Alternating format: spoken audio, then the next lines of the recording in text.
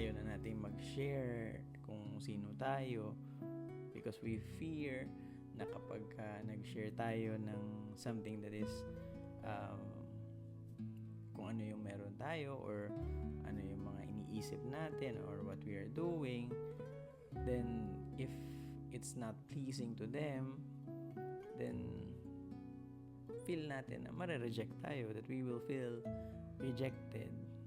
Tapos papasok na din yung gaining their approval, tapos mawawala din yung ating self-worth.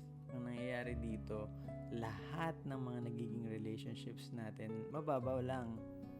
O kaya dahil we can become so fearful of being rejected na inaalis na lang natin ang ating sarili from the crowd.